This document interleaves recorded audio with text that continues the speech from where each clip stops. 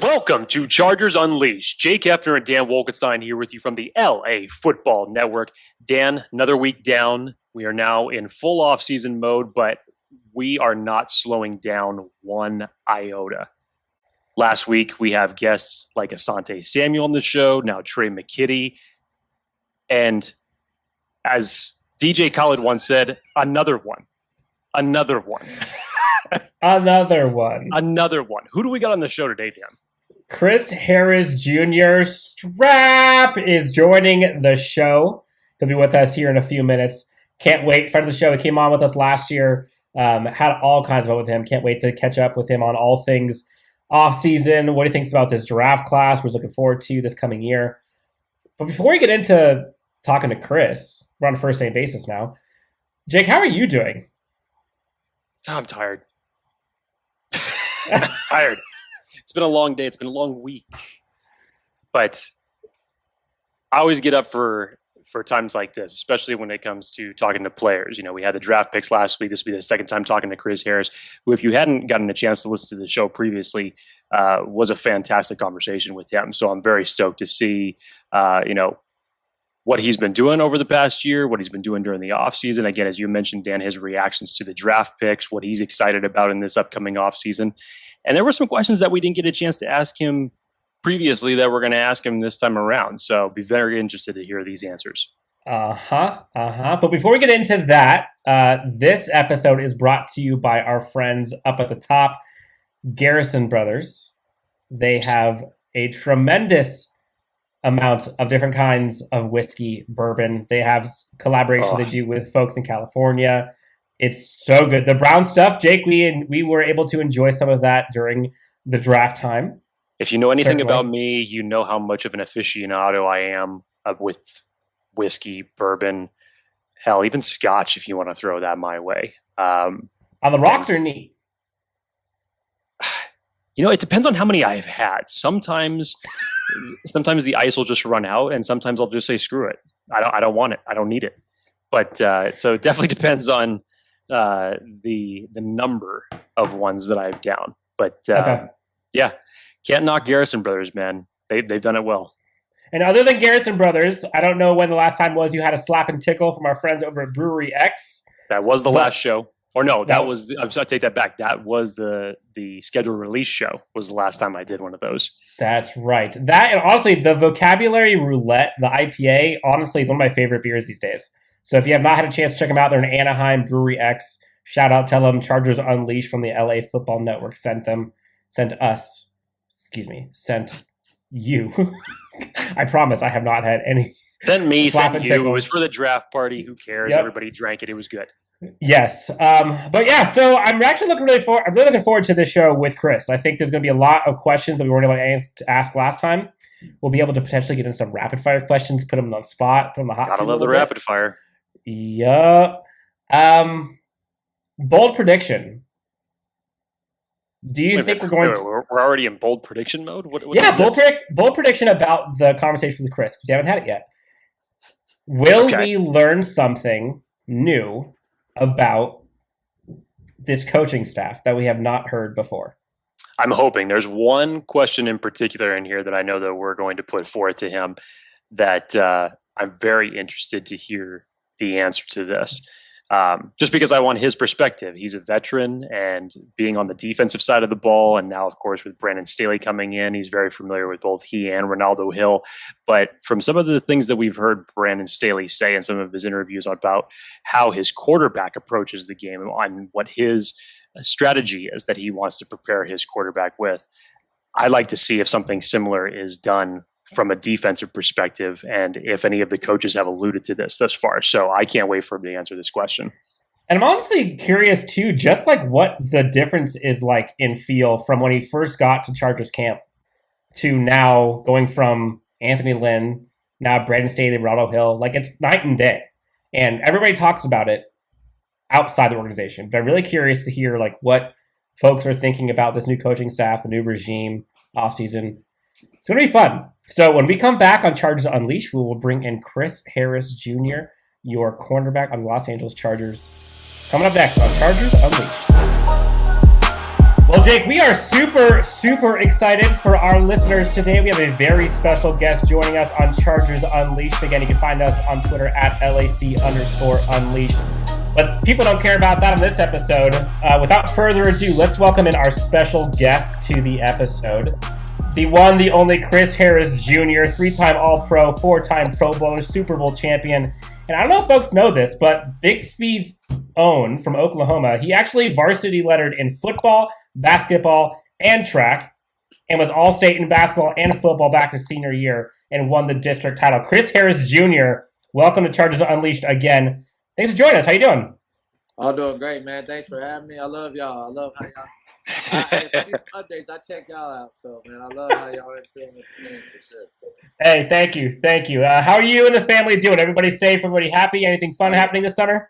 Everybody's doing great, man. Getting ready to enjoy their summer break. And wife is having a blast. And me being at home. So, it's been great. That's awesome. Now we're going to talk about all kinds of things. I know we had you on the show before, but we didn't get to ask you all of the questions. So we're going to hit you with some good ones this time. But we're going to talk about all things, this new coaching staff, how the draft was for you, what you thought of that, maybe some of the new schemes, players that are coming in and out. But before we get into any of that, I always find it interesting when I talk to players, and Jake's thought this too, when you've been around the NFL for a bit, and you've seen a lot of changes since you've been in Denver. And now already here with the Chargers a ton, whether it's coaching, free agency, the draft. Like, how would you, just as a player, seeing things for a while, how would you describe just the amount of pure change year over year that the Chargers have gone through this year? And then I guess, like, with that, how was that actually impacting your ability to maybe be able to bring it all together by the time the season starts? Yeah.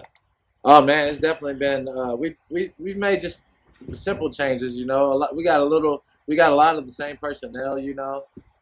We kind of just added on to that and pieces that we needed. And, we lost Casey, so we needed Samuel, you know.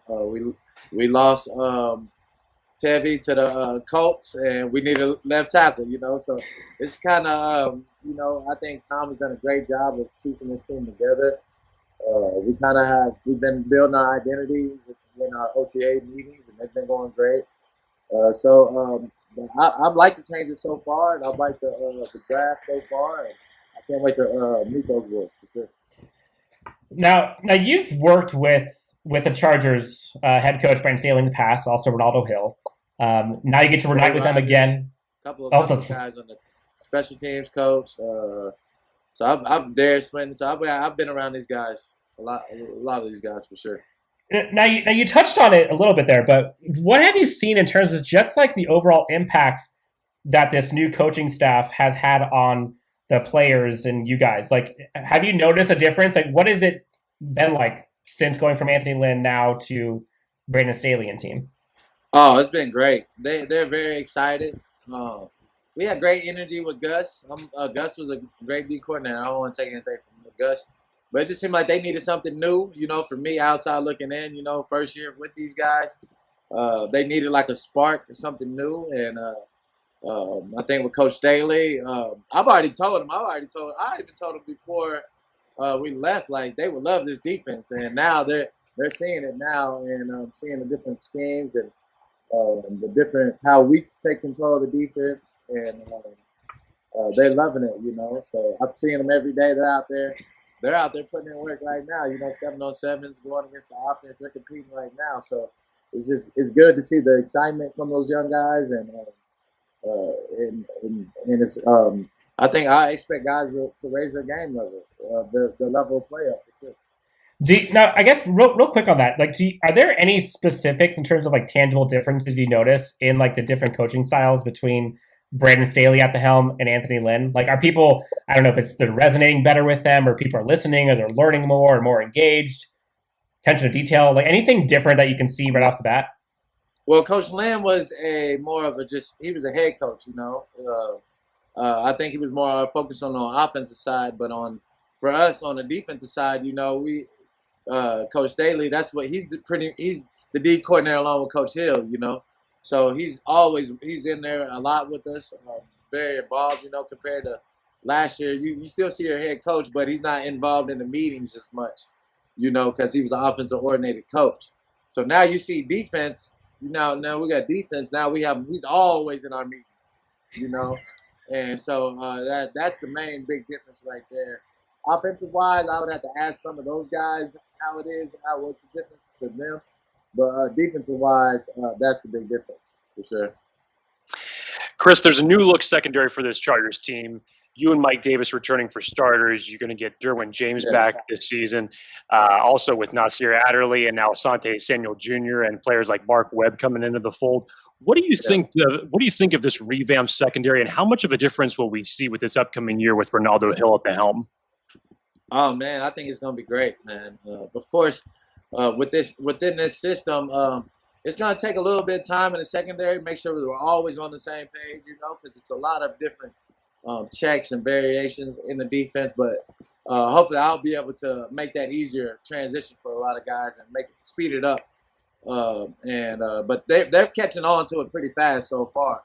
Definitely faster than a lot of groups that I had in Denver when I first year with it, you know. So I'm seeing them catch it up pretty fast, and that's the only difference, man. On the defensive side. Guys will be more free. We'll have more checks with them we can do. Derwin and the safeties, Nas, they'll love it. You know, we'll have a chance to always have a lot of vision to make plays on the ball. And me, I'll be doing everything, you know, everything in the system and blitzing, playing, coveraging, man, zone, everything. So it's pretty much the same that I've been running in Denver.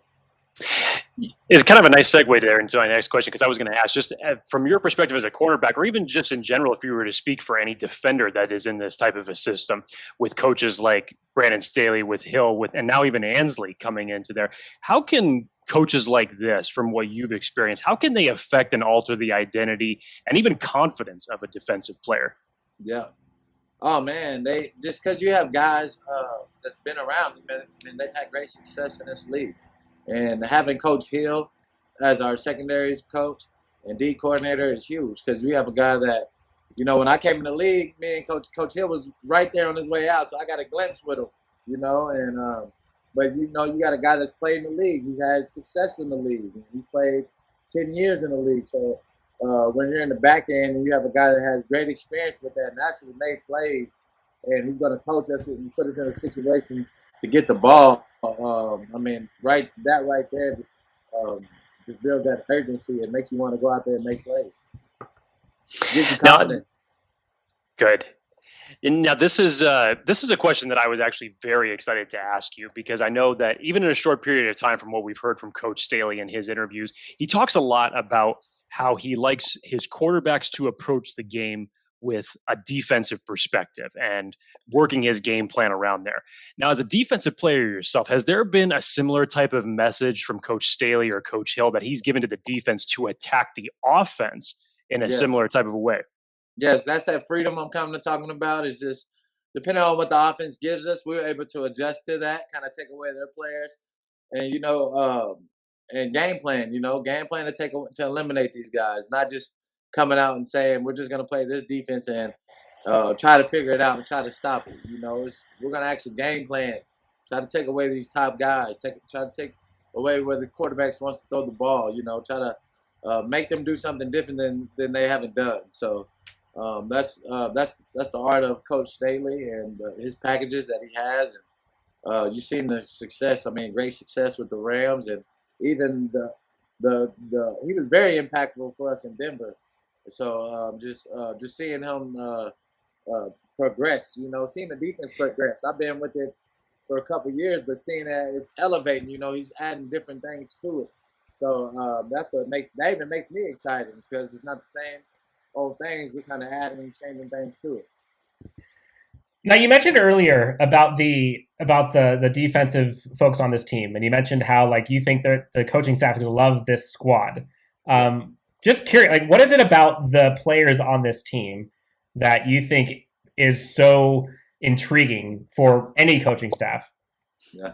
Oh man, it's just tons of talent. You know, tons of talent, and I think guys are kind of fed up of losing. You know, they're kind of fed up with that. You know, and I can see it. You know, and I'm glad to be here at that time where guys are fed up. They're fed up. They want to change that corner, and it's a perfect time to do it. And so I think that's one thing I've noticed from being here the past 2 years. Guys actually get along. We have great relationships. Guys get along. They like each other. So that's the first thing you need to win. Guys have to at least like each other, and that's what it takes. No fly zone. We're brotherhood. We're with each other all the time, and that's what it's going to take with us. Me, Derwin, Sante, Mike, Faison, a lot of the young guys. It's going to take us being together and really, really during the season all along, just preparing and enjoying our time with each other. That's when you win. Now, you mentioned all the names. I mean, we've got Joey Bosa, Chenna Nwosu, Derwin James, yourself, Nazir Adderley, Newis, Asante, Kenneth Murray, Davis, Joseph. I mean, the list goes on and on and on.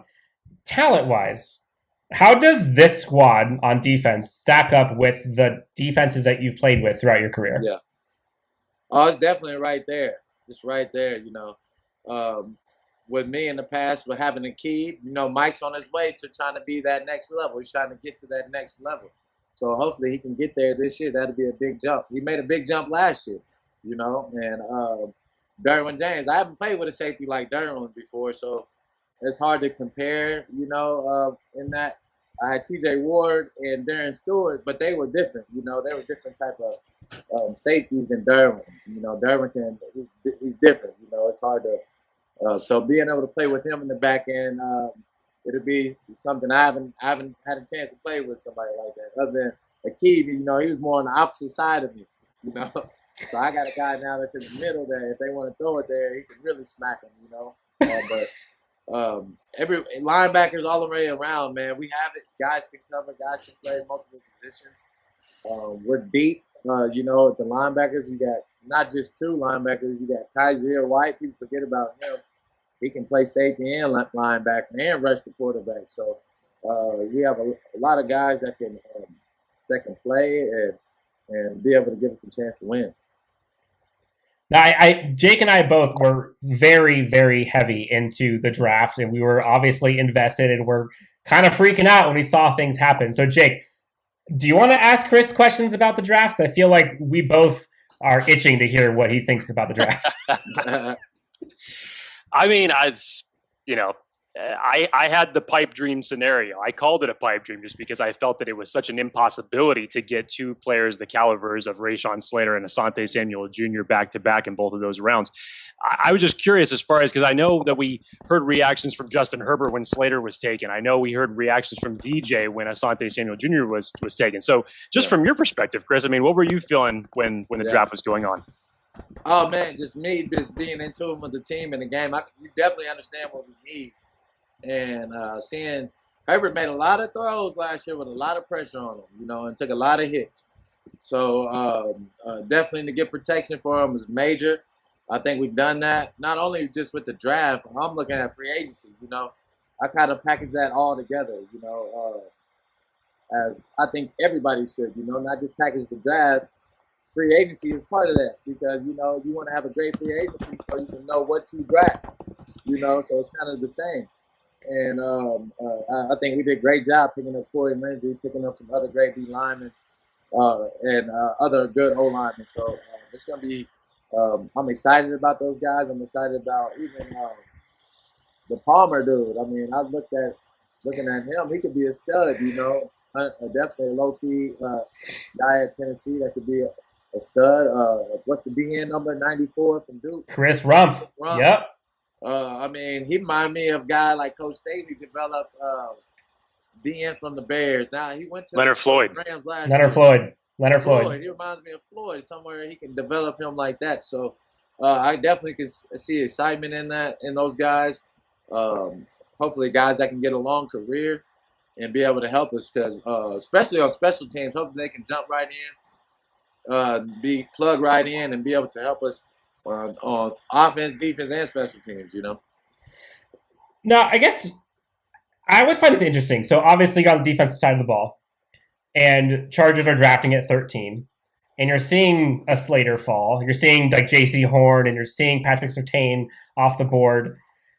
By the time you get to 13, are you like praying as a defensive player? Are you praying for like a defender to help you on your side of the ball, or like reading the room? Were you like, no, we need to go offensive tackle? Like, what were you wanting at 13? Oh, definitely protection for Herbert for sure, definitely. Sharing up the offensive line, that'd be great to be able to. When you can get a first round great tackle and to have your stud quarterback and them play together for that long, that's huge, and that's kind of like that foundation on the offensive side. So to have that and that security, you don't want to be musical chairs with the whole line. You don't want that. So to be able to have some secure up front, I thought that was one of my main focuses right there. Cause it's you kind of look at the team, and that was a big hole for us. So that would definitely need a replacement. And now you got your guy Asante Samuel Jr. in round 2. Yeah. I still don't know how he fell to 47. Have you had a chance to talk to him yet? Have you connected yet? Oh yeah. I mean, that's just how it goes, man. That's how it is in the NFL. You never know where you're going to get drafted. But we're glad he definitely fell to us. We knew that we're losing the show. We were going to have need guys to step up. I think not leaving, skipping over people, skip over Brandon Faison, but I think he can be improved and still play. And still have a chance to play in that nickel spot, that third spot, because he's a big, long corner and he can fit this defense perfect. Compared to what he fit the other defense. So I can definitely see some improvements with some younger guys. We're gonna with Coach Staley's defense. All the DBs are gonna play. So we have a lot of packages, tons of packages with a lot of DBs. So to add that speed, so you gotta count on everybody. You gotta count on everybody to be able to pull their weight. Yep. We're talking to Chris Harris Jr., your Chargers cornerback. Now, Chris, you've always been huge in the community. I know you were like that when you were out in Denver. Now, as a member of the Chargers, I know you established the Chris Harris Foundation in 2012. You've done all kinds of stuff. I needed to coach for a cause. We talked last time. I think you started Fun Fridays, part of the Chargers, kind of during the pandemic. Talk to us about what you and the foundation are up to in this year. Yeah. Oh, man, I just did with my foundation, we just partnered up with the Boys and Girls Club in Tulsa, Oklahoma. That's kind of where I started playing Mighty football. And I just donated $10,000 for jerseys, equipment, things like that. That's awesome. For those guys. We usually do stuff all year long. It's nonstop. Trying to be able to impact as much as we can. And now that things are opening up in California, definitely get more involved out there because we know it's a major need out there. And be able to help the homeless more out there. We're still going to do those Fun Fridays, being able to have something fun for kids to look forward to, meals and toys and things like that for the kids. So, Coach for a Cause, we still do that in Denver. We still have that going on out there. We're going to continue to do that because they need it out there. There's a lot of homeless out there that you'd be surprised that don't have coats, they don't have clothes. So we'll continue to do that because I'm still implemented in that community. But definitely we want to get out and do a lot more this year in LA since everything's going to be more opening up, hopefully more relaxed, be able to make an impact more. If you need help with any of those events, let us know. We will be there for you, Chris. Thank you so much for doing that. That's awesome that you do that for the community. Chris, are you ready to be on the hot seat for some rapid fire questions? Well, yeah, I'm ready. All right, we did get a chance to do this last time, so I think we got to hit you with some hard ones this time. You ready? Yep. All right, here we go. You're out here in LA. Favorite restaurant in Southern California? Favorite restaurant? Dang. It's like when you can't remember the name, but I know the name. Oh, Tao, is that what it's called? Tao. They have one in Vegas. I know it's amazing there. No, they have one in LA. Oh, they do? Man, you're killing me with the question now. I start, yeah. But I just cannot remember the name. Okay, so let's go with your favorite spot for food. I'm gonna have to look it up on my phone now. right. Well, while you look it up, I'll give you time. While you're looking it up, what's your favorite spot for food back home? Favorite spot here in Dallas, I would go to this place called Nick and Sam's. It's a great steakhouse. Nick and we were actually just talking to Trey McKitty, and that's what he was looking forward to when he signs his contract. He's going to get a massive porterhouse, some lobster bisque. They got it right there. They got it.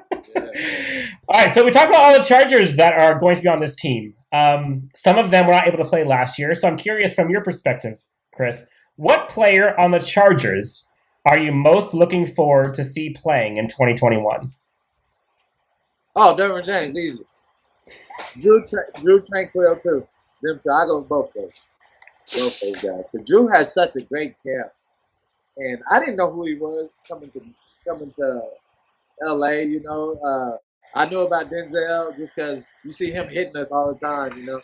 But Drew was younger, but I didn't know what type of player Drew was. And man, this kid, man, I'm excited to play with him for sure. Now, Chris, the last time that we had you on the show, you remember it was your first year in LA. So we had to talk about the long-standing friendly rivalry between you and Keenan Allen. And for many years, it was opposing rivalry. And then last year, of course, during practices, it became that friendly rivalry. And that was on the field. And I know that you had said, you know, it's like he would always say that he got the better of you in practice. You would always say that you got the better of him in practice. But I'm curious, outside of football, what is one thing that you're confident that you could defeat Keenan Allen in? Ooh, outside of football? Outside of football. Man, we got a lot of kids. I think he's trying to catch me now. But I think I can get him in bowling or something, man. Bowling. There you go. Ping pong. You know, I pride myself in being pretty good in a lot of things. So there you go. I'll try to definitely see if he can beat me in those. Nice. Chess. I don't know if he plays chess. Just find the things he doesn't play, and you'll be good. Get him some things. What options? Which one do you want to play? Yeah, get them all. And we know it's been well documented your love for your clothes, your Gucci, your Louis Vuitton, your Fendi. You always talked about getting ready for game days, that you got to look good. Yeah. Do you have a particular favorite out of those three that you like to sport on game day? Oh, man. For me, I'll always sport the Gucci or Louis Vuitton jumpsuit. Getting the jumpsuit, man.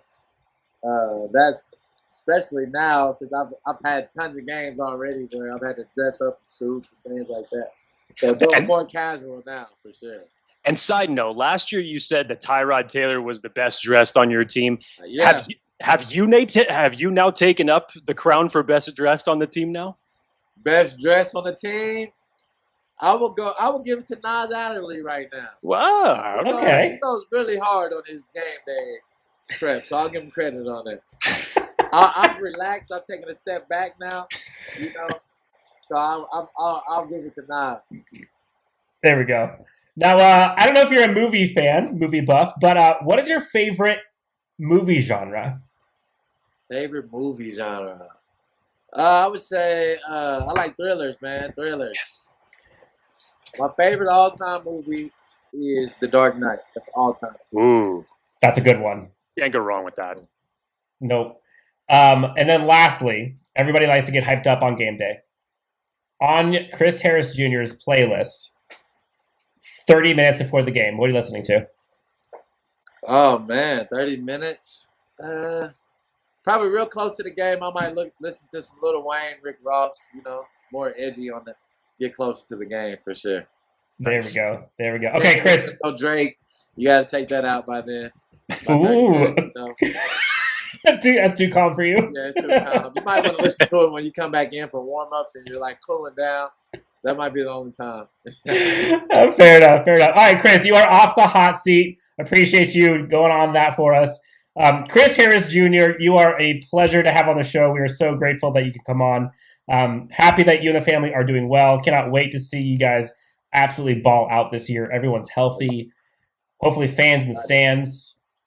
Going to be unreal. What do you got going on the next couple weeks? Where can people find you? Oh, man, I plan on coming down there pretty soon, man. Definitely try to get a week or two OTAs with the team and just join in with those guys. So hopefully get down there pretty soon. Sweet. Chris, thank you so much. You can find Chris Harris Jr. at Chris Harris Jr. on Twitter. Man of the hour, Chris Harris Jr. Thank you so much. We'll talk to you soon. Don't be a stranger. Friend of the show. You're welcome anytime, all right? Thanks, Chris. No problem, man. Thanks for having me. All right, thanks so much. Well, that was Chris Harris Jr., your starting corner on these Los Angeles Chargers. Always a blast having Chris on the show. Chris, thank you so much for joining us. You're welcome anytime. Jake, that was a fun one. Oh, yeah. Could you pull off a jumpsuit? No. No. Not in any capacity. No.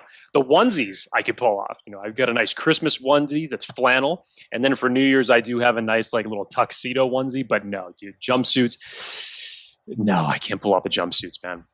Well, okay. Well, I would pay to see you in a jumpsuit. You'd want your money back. Guarantee it. You'd want your money back after you see it.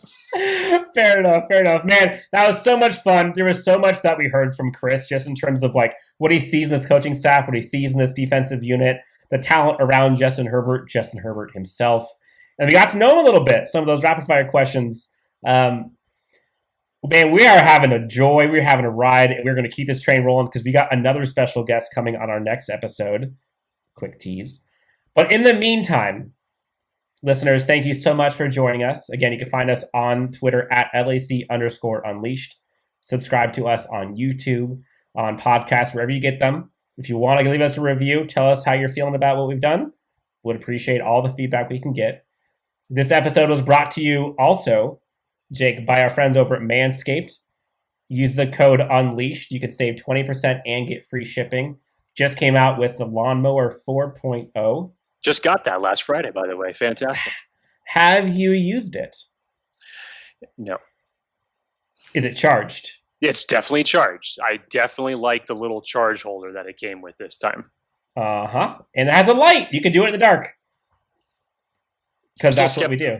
I mean, yeah, that's how we spend our Friday nights. That's for sure. Yeah, rage with the lawnmowers. Guys, again, follow us on Twitter at LAC_Unleashed, also on Facebook. Thank you guys so much for tuning in. Thank you again to Chris Harris Jr., and we will see you next time on Chargers Unleashed.